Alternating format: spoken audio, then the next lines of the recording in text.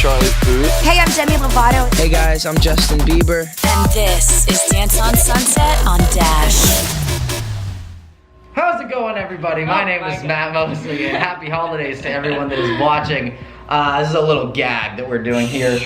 My hair is a complete mess now, but it's okay. Come on, Matt. For those of you who are listening in, I just wore a Santa beanie with a beard, so there's a little comic gag behind that. Welcome, everybody, to Dance on Sunset. My name is Matt Mosley. And I'm Jenny Lynn. And today we're discussing a little bit more about dance. I feel like in the next coming weeks we're going to switch it up and we're going to talk a little bit less about dance and actually a lot more about just life. Well, you kinda took the steering wheel and crashed us into a ditch. We're probably going to be discussing a little bit more about just the entertainment industry in general. And although we say that every single time that we actually record, what we mean by that is more or less like the acting side of things, like really scandalous stuff. Like I'm talking like really intense things, like the Me Too sort of movement, like stuff like that, like sexual harassment, just like not specifically that, but a bunch of different stuff that entails to the actual side of the entertainment industry that you don't necessarily see. We are discussing the differences between a professional dancer is in like an industry dancer and a competition dancer. Yes. To any normal person, you might say, "Oh, well, those two are the same thing." No, what's the difference? There's actually a lot of differences that are involved. You want to kind of start us off with this? Yeah, absolutely. Switching up like from competitive dancing to industry dancing was more so the style of like actual dynamics, like listening to the music, really getting the chance to feel out the beats, listen to the back beats, like actually understand what you're dancing for, what the message is.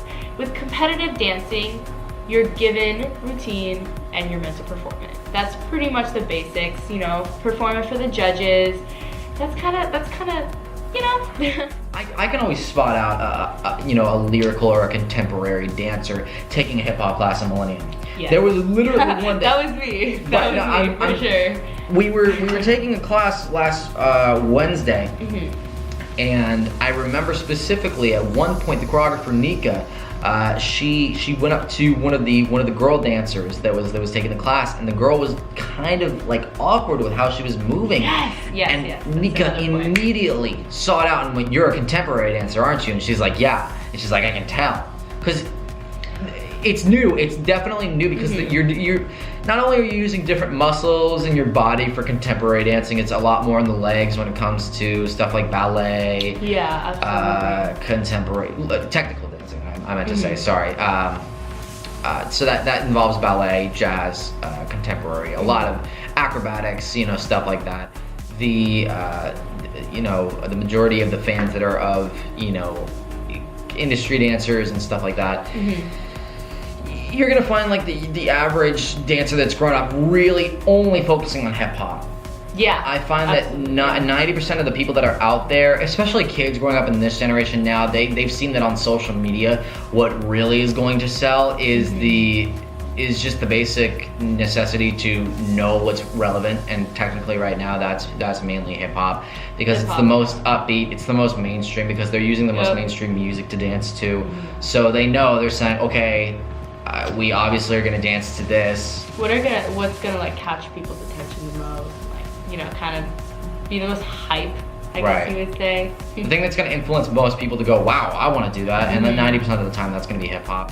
Being such a studio dancer, I wasn't trained that way. I was trained to hold my body a certain way, and that's basically it. I couldn't, unless I was told to do otherwise, I didn't. So personally for me, taking those classes is such a beneficial thing. Really just broadening your horizons, going out. You really only have one life, and if you want to start raising your expectations, if you want to start being a better dancer in general, you have to kind of go out there and like get that versatility that you really want, or that these industry people want, because it's really helpful. Jenny Lynn, motivational speaker for hire.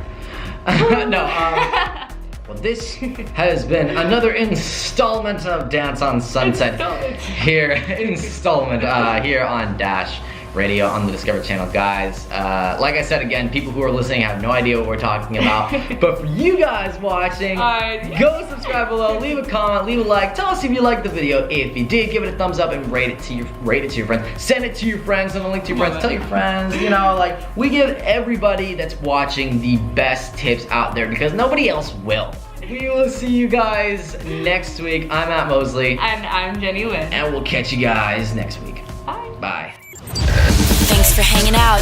Join us next time on Dance on Sunset on Dash.